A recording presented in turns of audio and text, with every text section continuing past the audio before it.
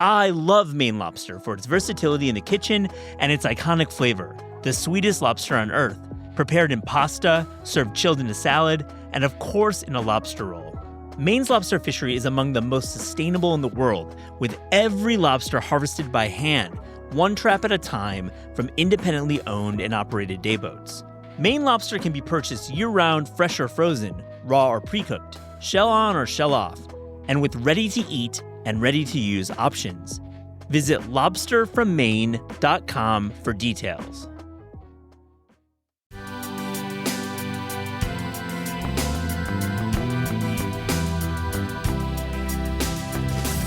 There's a lot of other things that Traverse City offers too, that culinary and really elegant experiences that are starting to be more and more available. You know, it's a hidden gem, and we feel really lucky to get to be here year-round, but the summer is pretty much the pinnacle of the experience. This is Taste. I'm your host, Matt Rodbard.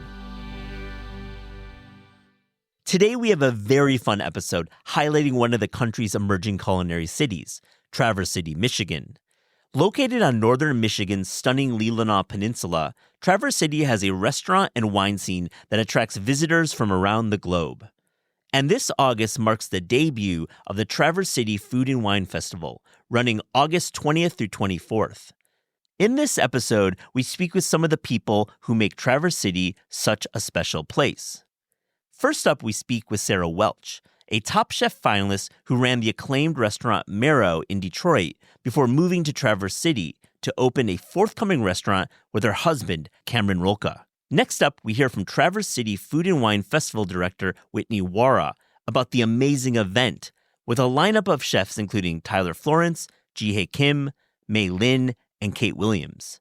To close, we learn about Traverse City's growing wine region from Patrick Bryce of Bryce Estate Vineyard and Winery.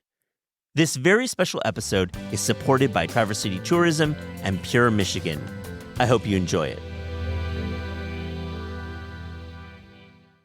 Sarah Welch, welcome to This Is Taste. It's so great to speak with you. Yeah, I'm psyched to be here. Yeah, so you're in Traverse City, Michigan right now, where you'll be soon opening a restaurant, your own restaurant. You were previously a chef in Detroit, and we're going to talk all about Traverse City. But I want to just know, like, you're in town, getting things ready to open. What restaurants are you enjoying right now? Are there any wineries? I'd just love to get your take. Yeah, so my husband and I have been coming up here just kind of like extracurricularly for a really long time. And I think we've had the opportunity to kind of watch the food scene blossom a little bit. So when we first started coming up here years and years and years ago, we just like would come to Cook's House. That's like what you did.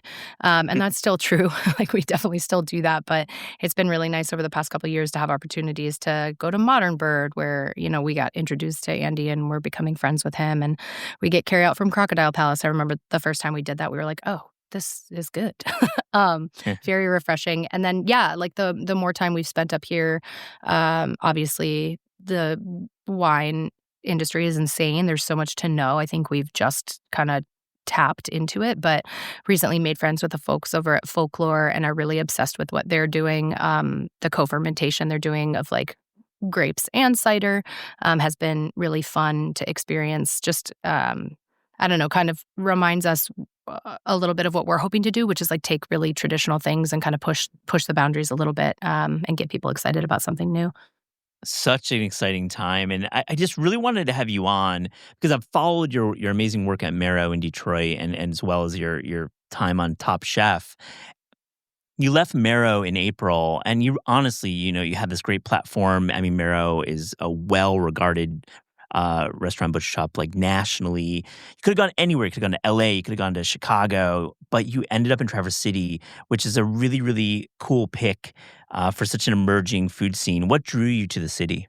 Yeah, I think initially we like joke about it all the time, but we have a dog. We're like those people that talk about their dog all the time. And we just decided that the best life we could possibly live would be the one that would make our dog the most happy. And every time we come up here, you know, it's just, he's running around off leash like a wild man. And so I think, you know, in the past 2 years, we certainly started to consider what life would be like if we were up here more often. And then Yeah, Marrow is growing just so exponentially, and I can appreciate that growth a lot. But it was growing in a direction that put me further away from food and from people. And so, seeing what Cameron's done at Mink, which if you're not familiar, it's a 17-seat little oyster bar where it's like they feed you directly, kind of omakase style.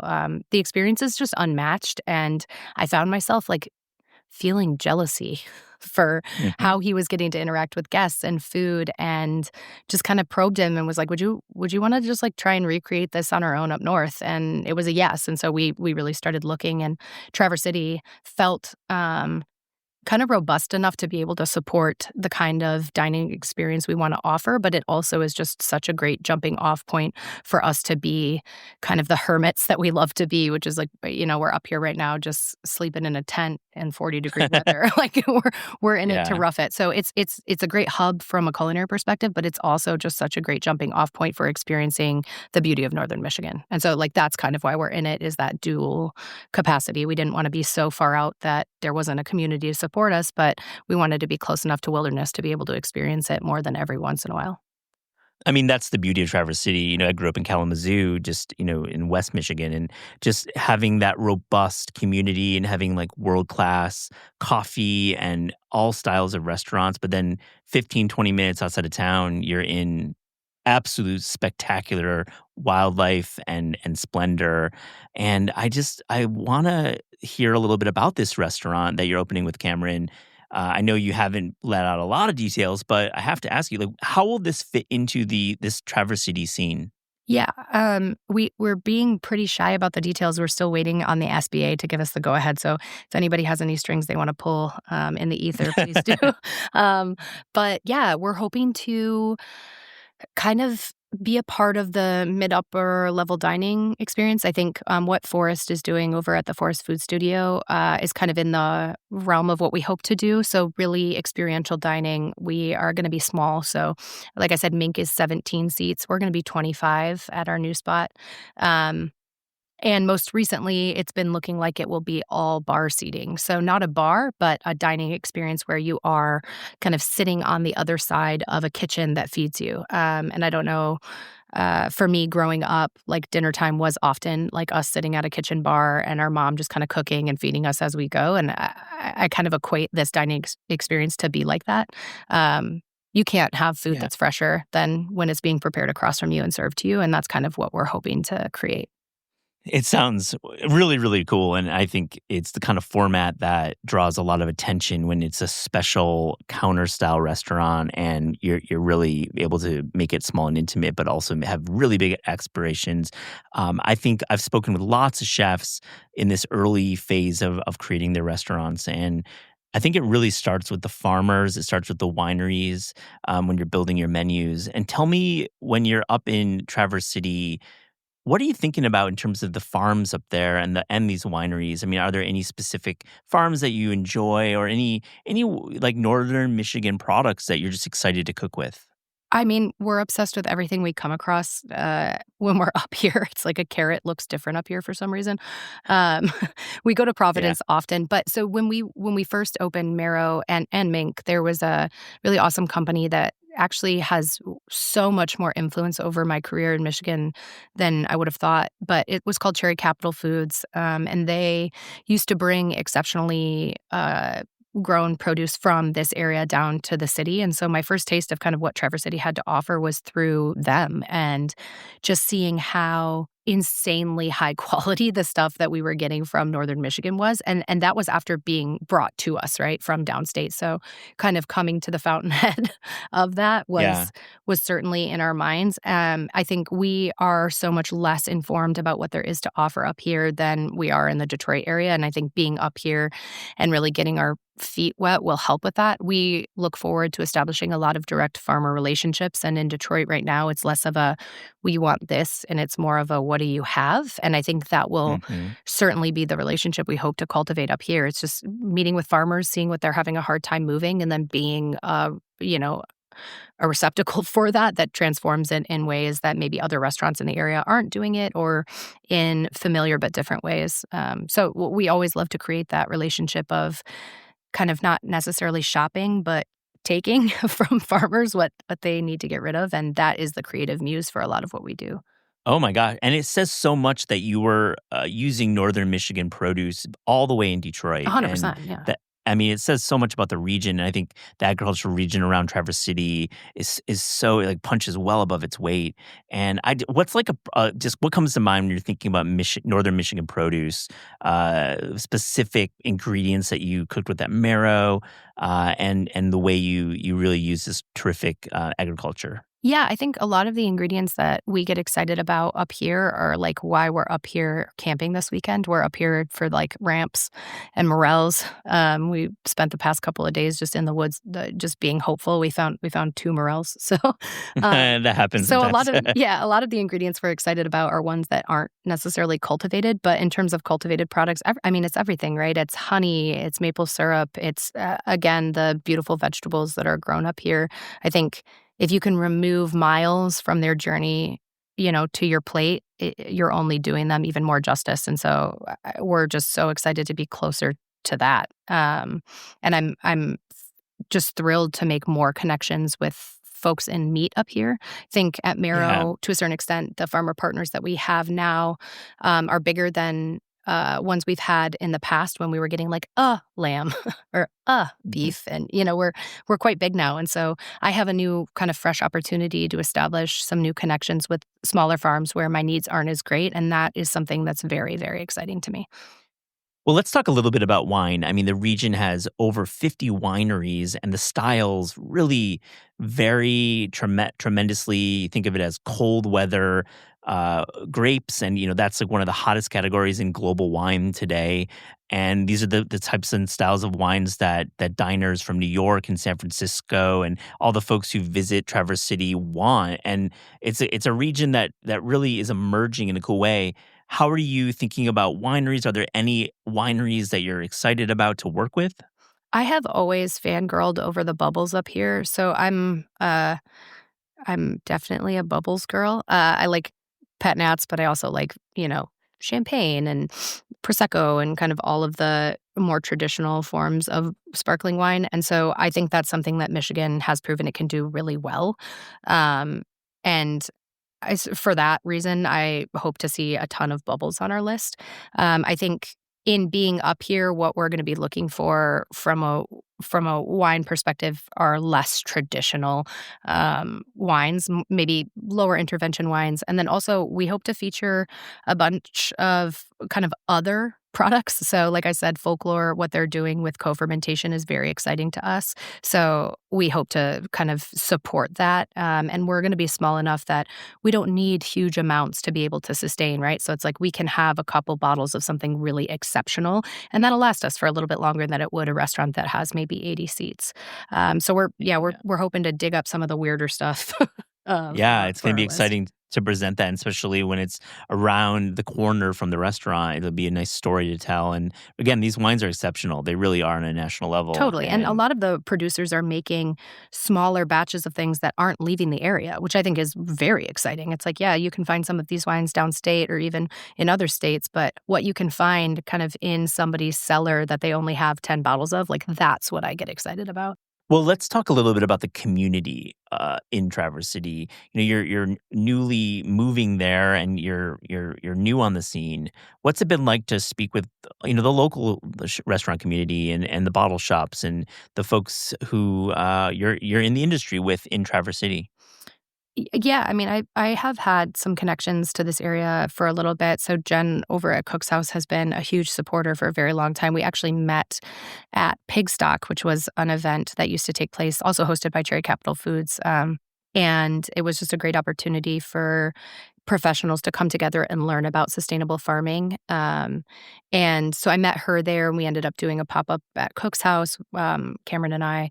And yeah, a relationship kind of just flourished, a friendship. And I think, I joke all the time that I'm going to make shirts that say Jen for mayor, but she has been kind of the person that has connected us to most of the people that we know up here. And Andy at Modern Burn has been hugely helpful.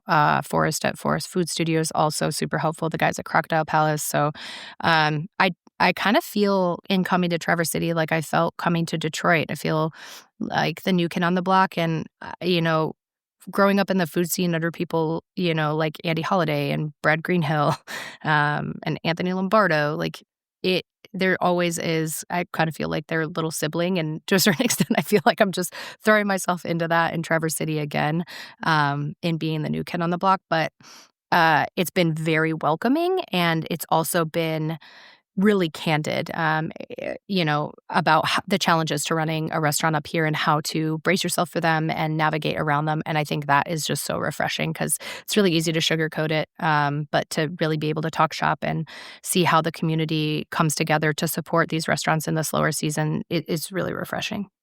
Yeah, it's a really great point when you can be transparent about operating a restaurant, which we talk about on the show all the time. It's so difficult even in the best times. So to get some real straight talk, and then also see the tremendous upside of operating there and not Detroit. I mean, I'm like, tell me about when you're not going to be on the clock.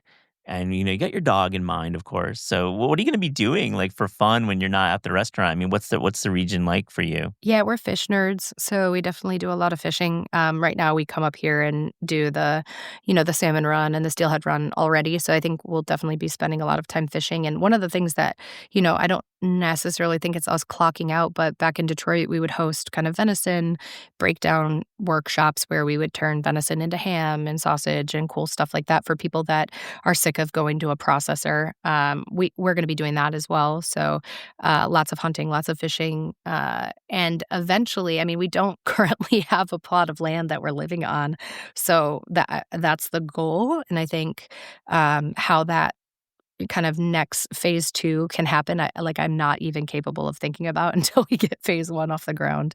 Oh yeah. But yeah, I think we're looking to participate in Northern Michigan living in like every possible way. Oh, it sounds incredible to have a steelhead run in your backyard. It Yeah. seems pretty great for a fish nerd. Yeah. Um, Totally. yeah, so cool. You're going to be appearing at the inaugural Traverse City Food and Wine Festival in August. Really excited to. I'll be attending. I'm excited to go up Cool. there and just meet so many of these terrific chefs, and I love that we're linking to the show notes. I highly recommend checking out this festival. It's really special. What will you be up to? Do you have a sense of, an event or two that you're going to participate in? Yeah, we really want to gauge Traverse City's interest in kind of what we do in terms of oysters and caviar. So I think my husband is a weird savant. He's actually a certified oyster sommelier. So he did the Amazing. certification.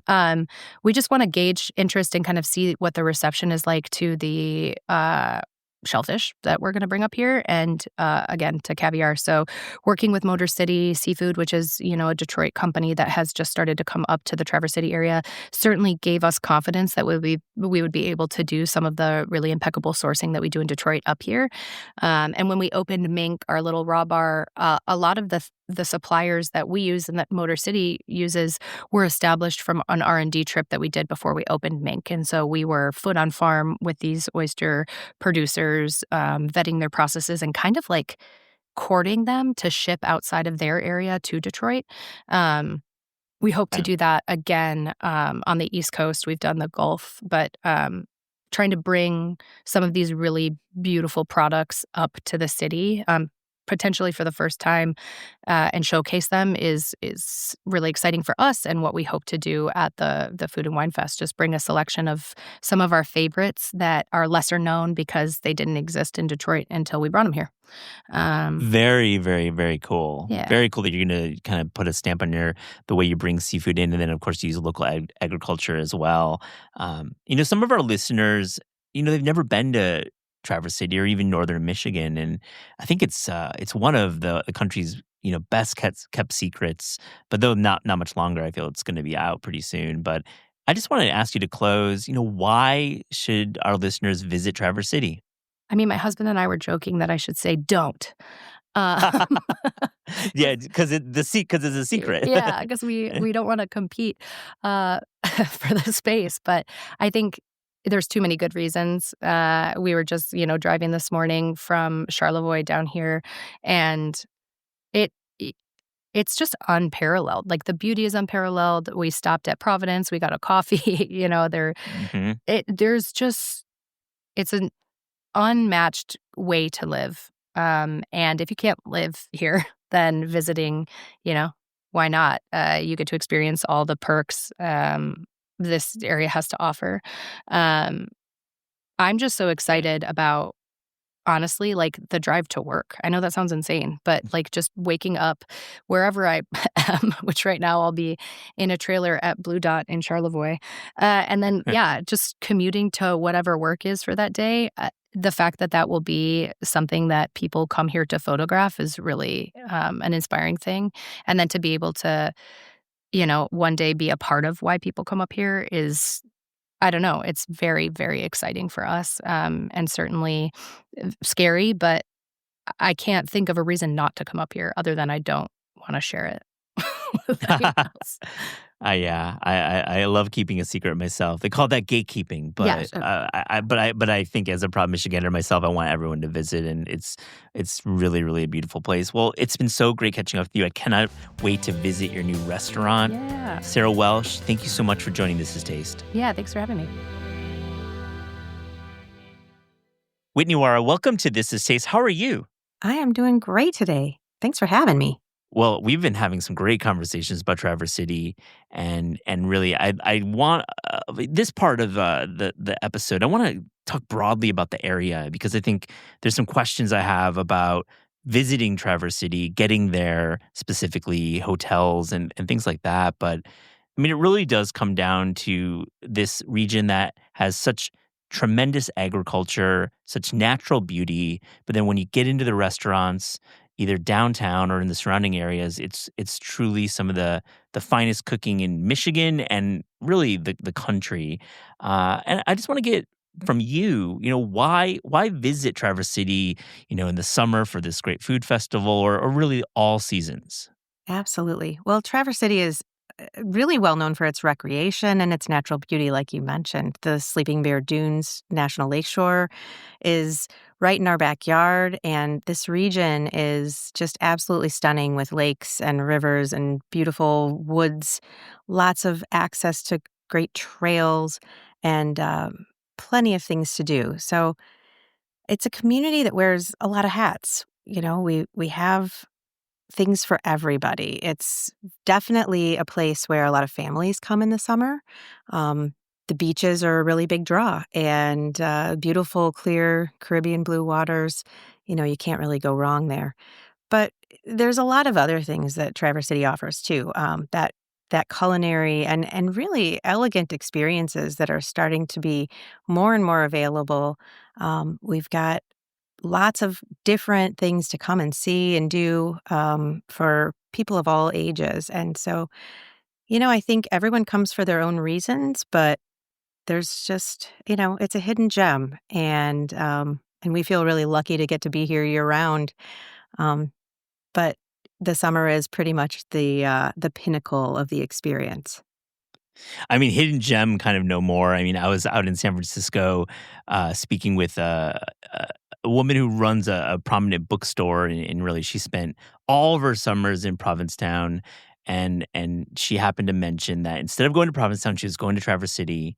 And I followed up with her after we had that conversation, and she was stunned. And this is somebody who lives in San Francisco, which is one of our most beautiful cities in the world.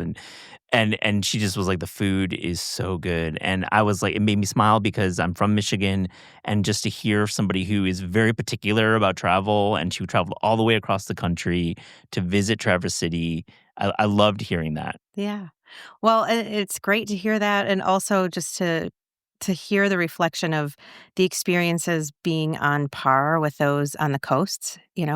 We look at this as sort of the inland seas, and so people don't really expect to see a lake like they do, and they don't really expect that quality of experience and hospitality that we have. But we really do have a place that is special, where it has attracted people who want to make unique experiences and create. And I think it's almost like an artist community in a way, right? You just get people coming to a place that's this beautiful, and where you can be this close to nature because they love it. And then that inspires them to do something really creative and interesting for the world. Yeah, it's a good point. Well, we have to talk about the Traverse City Food and Wine Festival, which is making its debut in August. It has such a great lineup of chefs. I know you're still working on a few names, but you've already booked, you've got some out of towners coming. You've got Tyler Florence and Mei Lin coming in to cook. You've got also Ji Hye Kim, who I love from Miss Kim in Ann Arbor, Sarah Welsh, who we heard from earlier in the episode, Kate Williams. So many terrific chefs will be cooking intimate dinners and also work, at the grand tasting tent. Tell me, broadly, what was your goal? You're the organizer of this event. Yeah. What was your goal for? I mean, it's a lot of work. What was your goal to bring this to Traverse City? Well, we are really recognized as that agricultural destination. We have tons of beautiful value added products, but just looking at what the resources are here, the farms and the things that are capable of being grown in the region, it felt time to put the spotlight even more on that element of our community. And so we kind of gathered together with a group of different hospitality partners, looking at what made the most sense to them. We've built this in a way that is really, again, looking at the businesses and the different creators and what they might want. We didn't want to create something that was just going to be a burden to put too much pressure on businesses. We wanted it to be something that they would be excited about and want to be participating in. And so that's really what we've delivered. The invitations to visit local farms and vineyards are all coming directly from them. They saw this opportunity to be able to talk about something that they might not get to talk about every day, and so it's been really special. And honestly, having this great lineup of chefs who are so excited to come and talk about what we have here and feature local ingredients. With their own spin and their own culinary styles is really exciting. I mean, I couldn't think of a better introduction to Michigan through, booking a trip during the festival and maybe extending some days and traveling around northern Michigan and just seeing this incredible agriculture one-on-one. I want to ask you about just getting there. I think listeners who have no idea about northern Michigan, it's a smaller town. Traverse City is not a large community, but you have this airport that you can get there from all over the country and even the world. And just spell it out. How do you actually get there? You have a bunch of direct flights Yeah. from major airports. So how do we get there?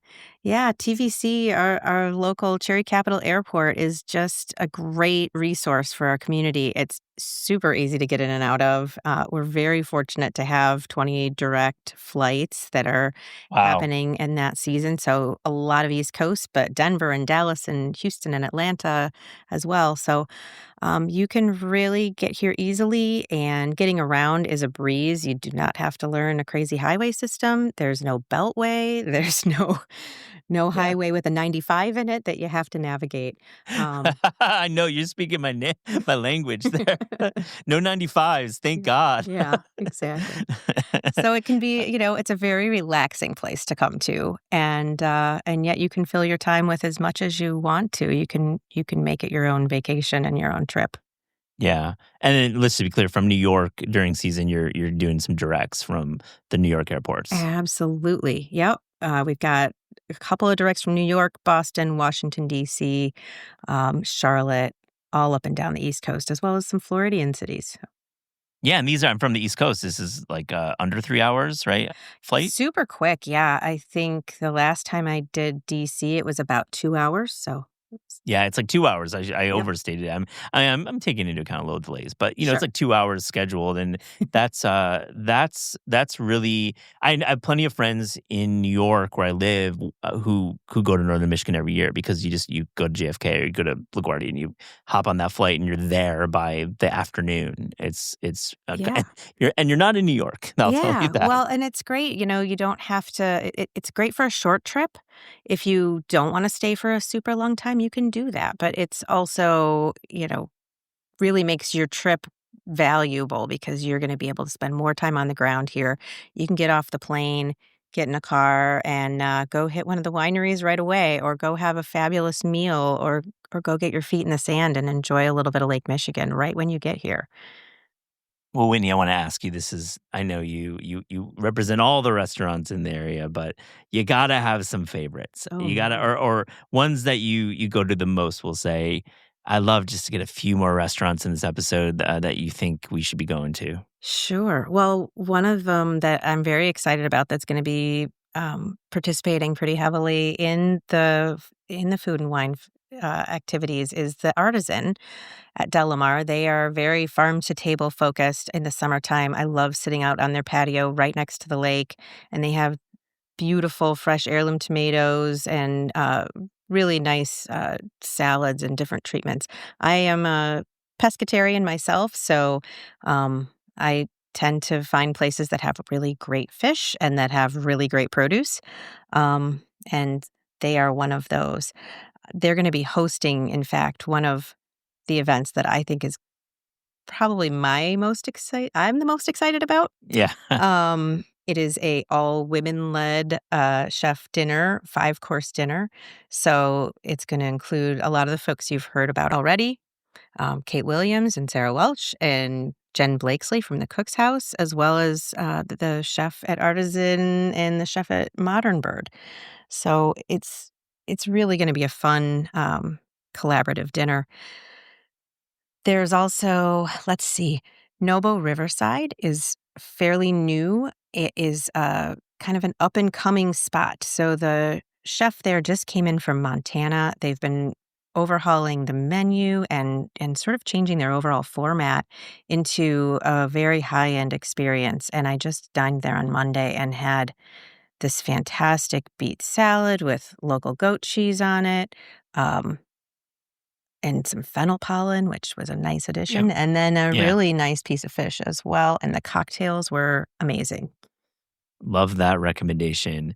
Well, Whitney, I would like to hear about how we can book our tickets to the food festival and also visiting Traverse City. How do we get our information?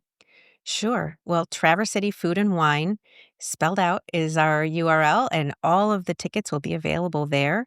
It's a pretty easy system. Each ticket is a la carte, so you can kind of build your own itinerary. We're going to have 30 plus events available for sale right off the bat, and we might be adding throughout up until the August 20th to 24th dates. So we've got 5 great days filled with farm tours, amazing meals, cooking demonstrations, educational sessions where you can learn a little bit more about each of these chefs and their personal lives, even.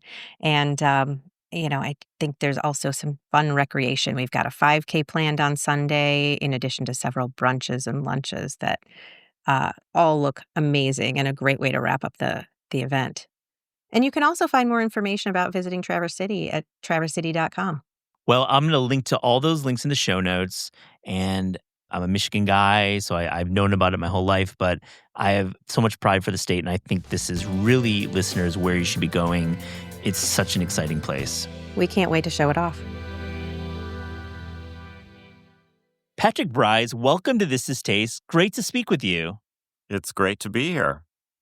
Well, I want to hear first a little bit about Bryce Estate, which is a winery in the Traverse City area and the region, and really you have such a great take on the excitement happening in northern Michigan and how this is truly one of America's, maybe even the world's most, I would say, growing and expanding wine regions, producing some incredible stuff. Tell me a little bit about it. You know, one of the most magical things about wine is no matter where it comes from in the world, no matter where it's grown, it's going to bring like a completely unique and different story. And Michigan's story is really unique in the fact that if you go back, I mean, essentially, we're we're growing grapes in a land that was carved out by glaciers. I mean, how many people can say that? And the glaciers came, 11,000 years ago, retreated, melted, carved out the Great Lakes, and that is critical to what we do here. The Great Lakes have created this microclimate, allowing Michigan to be the second most agriculturally diverse state in the country. So we're in this really special pocket. And of course, in a northern climate, so we're producing cool climate wines, which we say cool is hot. I mean, it's really cool climate wines are, they've got really unique character and differences. And I think that's important in wine, is that we should look for differences. Um, and so Bryce Estate, we are a family-owned and operated vineyard and winery here in Traverse City. We're about 10 miles outside of town. We are celebrating our 20th year this year, open to the public.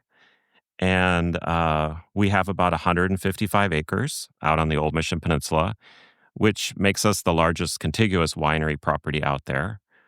And we're growing European vinifera, cool climate varietals, and we've been at it 20 years.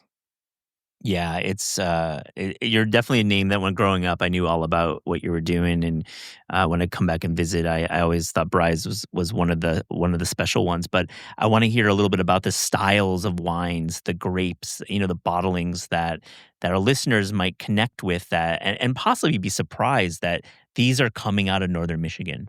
Sure. So we at Bry's Estate, we grow 8 different varietals, all European vinifera.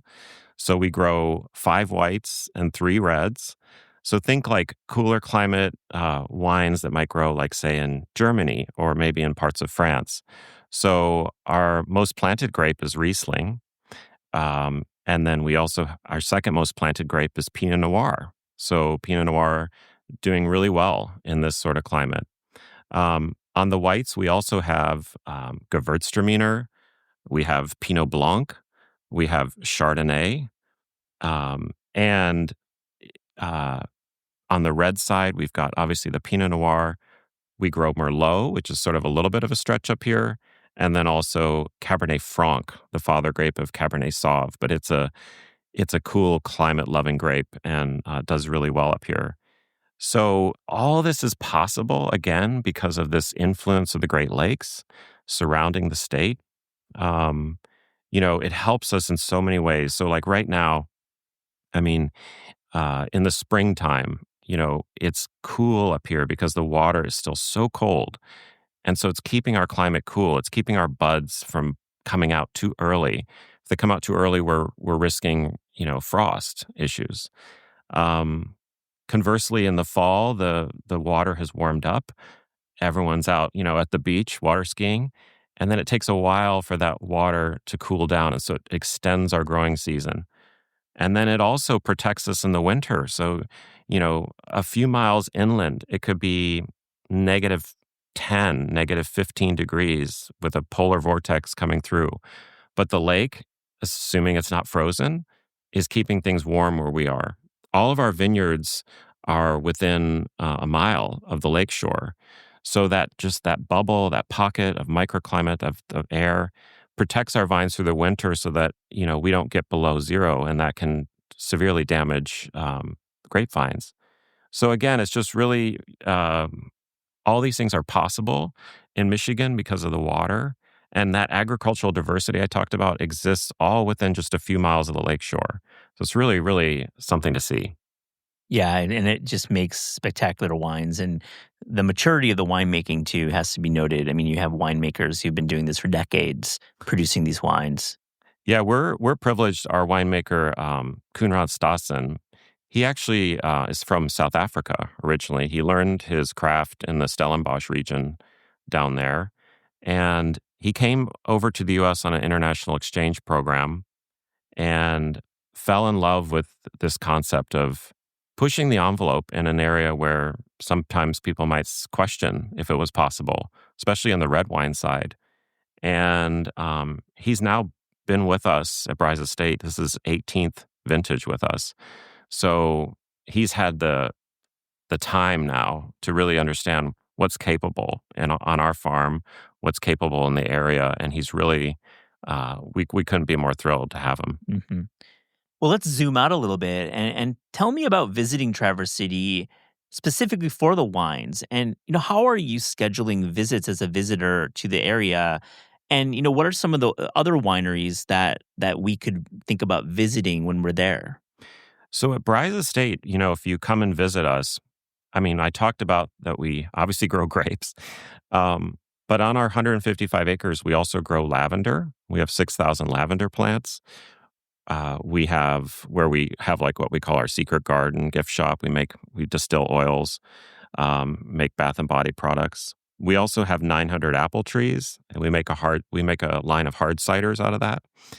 We grow herbs, we grow flowers. So all this happening at Bryce Estate. And when you come to visit us, obviously we have our tasting room, and visitors can book a reservation, which we would encourage. That way you've got your spot, and you can just have that experience. We have seated table service where whether it's either inside the winery, or we have large sort of elevated decks that actually look out at the vineyard. You sort of gaze across the top of 35 acres of grapevines rolling down towards the Lake Michigan. And so people just love to sit out there. They'll order wine flights, they'll order glasses. We do have some food service where we do boards. We're rolling out a lot more food service this year with salads, sandwiches, dips, other things. People just so they can linger and really just sort of savor and enjoy, and just sort of be surrounded by the vines. We also have, as I mentioned, our secret garden. So people who want to just kind of chillax down there in sort of this peaceful place where there's lavender growing, flowers. A lot of kids will come and just sort of enjoy that space with their families. Picnics happen down there. So just another sort of option if you're coming to Bryce Estate. We also have what we call our wine wagon tours, which are these immersive tours where people you get on stretch golf carts and you go out into the vineyards and you're literally tasting the grapes, tasting the wine the grapes produced, that the wine was produced from. You're touring the property, you're learning about our soils, you're learning about our pruning techniques. You have a picnic in our secret garden. And every stop along the way, there's wine. You end up in our production cellar, and you really get an understanding of how we do what we do. And you finish up on our upper deck with a glass of frozen rosé we call frosé. So it's Nice. another way for people just to really get at that in-depth sort of Michigan wine experience and really learn about it, what makes us so unique. So Patrick, tell me about some of the other wineries in the region that are worth visiting. We have now over 50 wineries in the Traverse City area. Traverse City now producing 60% of the wines being made in the state of Michigan. And so with 50 to choose from, it's hard. There's so many different styles and personalities. But, a few that I would just call out, there's Maury Vineyards. Maury is really pushing the envelope as far as what's possible in cool climate growing regions. They actually have introduced some varietals that typically wouldn't grow in this part of the world, but they're putting them under a greenhouse, like hoop houses. And they're allowing that sort of extra heat to help that those vines ripen faster, and really coming up with some unique things in the process. Black Star Farms is an incredible establishment here. They have 2 locations in Traverse City, one on each of our peninsulas. And they're really they've got this amazing focus on Pinot Noir. So definitely, if you're a fan, I would check theirs out when you're this way. Mauby is a sparkling wine producer, and they've been doing this for decades. One of the founding really wineries in our area. And all things bubbles, and just really great experience to go out there and just taste through them all. They've got this really great spot where you kind of sit and overlook the vines, and a really cool experience. I'd also mention Left Foot Charlie. They're sort of one of our like urban wineries. So you can come to Traverse City, and we have you can come downtown, and then they've got this destination where you really can kind of savor wine in sort of an urban setting, and really pushing the envelope with a lot of different varietals. And then there's also places with just incredible. You're going to just see the beauty of our area. We're on Old Mission Peninsula, which is is sort of the peninsula that divides the two bays, the west and the east bay of the Grand Traverse Bay. And it's maybe a mile or two wide, about 19 miles long. But as you drive up that ribbon of land, you're looking at just picturesque vineyards rolling down to the lake. The lake looks like the Caribbean. It's turquoise. It's aquamarine. Just gorgeous scenery. And if you go up to Chateau Chantal, they've got this spot where you're really just looking out over both bays. You can see you're just perched on the entire top of the peninsula, and you can really see, uh, you know, the surrounding countryside. It's just spectacular. So many places really to explore, and that's again what's so interesting about wine. Every place is going to bring its own personality, and it's really fun to experience the personalities that are here in Traverse City. And Patrick, you mentioned the urban winery, which you're referring to like downtown Traverse City. I have to ask you, what are some of your favorite restaurants in Traverse City? Places that you think are doing cuisine in a special way and that we should be checking out for. Traverse City has become just a real destination for people in the food, scene. There's so much happening here, and it's amazing just in the last 20 years that we've been open, how that scene has just grown and transformed. And there are places that we have had relationships with for years and are just doing some incredible things. One I'll mention is Cook's House. Cook's House, we do typically an annual wine dinner with them, and uh, Chef Jen and Eric, they approach a wine dinner not like, what do we make that compare with one of your wines?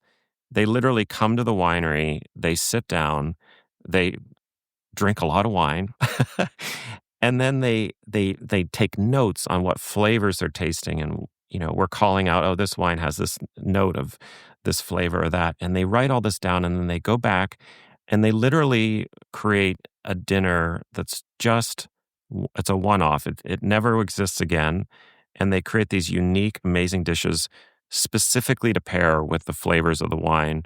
Um, and I think there's like 25 seats. So they do all this, and it's just such a passion, and it's really something to be a part of if you can get tickets to that once a year. Also, um, Boathouse Restaurant out on Old Mission Peninsula. They've got this amazing setting where you're looking out at the marina and sunsets happening every night. But their food is truly remarkable, and they're bringing all these fresh flavors, local flavors as well, like their morel bisque or their walleye that they serve from the Great Lakes.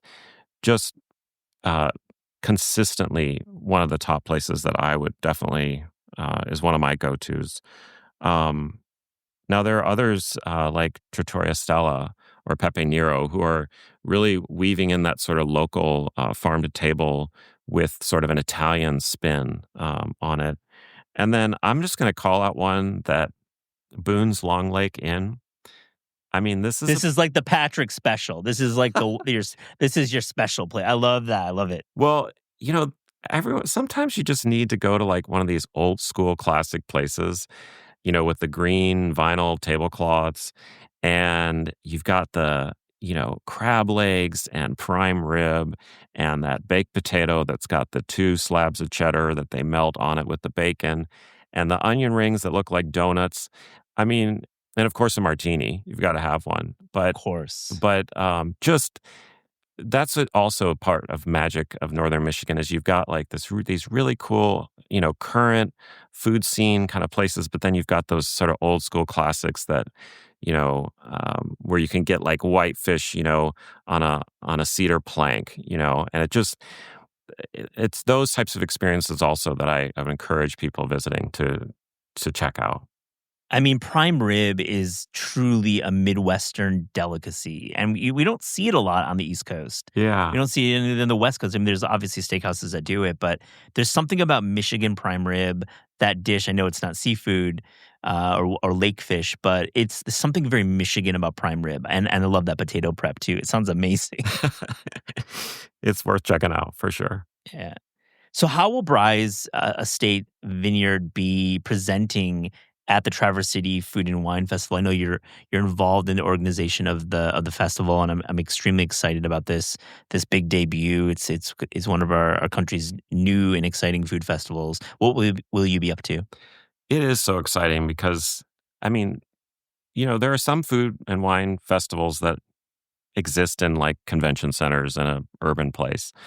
And the fact that it's happening here in Traverse City with so many amazing farms, purveyors of, and also the wine scene, all just right here. It's just sort of a natural fit. I think it's really going to, it's really authentic in a way.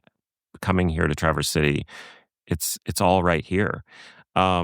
But Bry's Estate will obviously be part of the main event Saturday that will be down in the open space right on the water. But we're going to be throwing like a few other kind of fun things for people to check out if they're going to be in town. One is that we're teaming up with Boathouse Restaurant, which I mentioned before, and we're doing a pig roast at the winery with our winemaker. And so it's just going to be this fun. We've done sort of grilling sort of events with our winemaker in the past, but this one going to be pig roast. We're going to do some local corn salad. We're going to do some other kind of cool local things, but a really unique way for people to just have dinner in the vineyard and be able to talk with the winemaking team and just sort of really experience this unique Michigan, place. We also will be offering one of our wine wagon tours where we have two of our carts. One will be driven by our winemaker, the other our cellar master. They're going to take out a small group into the vineyard, and you could just literally dig into their knowledge of winemaking and just spend 2 hours with a winemaking team, which could be cool for people. We've also in our secret garden got an aromatherapy blending class with wine, of course, and some cheese versus chocolate kind of fun pairing, activities. So yeah, there'll be other things going on, and also all over the city, there's going to be some really cool things happening with all the other winemakers, as well as restaurants, and so there'll be just loads of events that people can participate as part of that weekend. Patrick Bry's, this has been such a pleasure speaking with you. Thank you so much for joining This Is Taste. Thank you so much for having me. This Is Taste is hosted and produced by Eliza Barbanel and me, Matt Rodbard. The show is edited by lead producer Clayton Gumbert and supervised by Pat Stango, Director of Media Production and Development at Penguin Random House. Thanks to Shalia Harris and the production team at Penguin Random House. Theme music by Steve Rydell. Logo and guest illustrations by Ellie Skurzat. Visit Taste online at tastecooking.com and make sure to subscribe to our newsletter to keep updated on all cool things in the world of taste.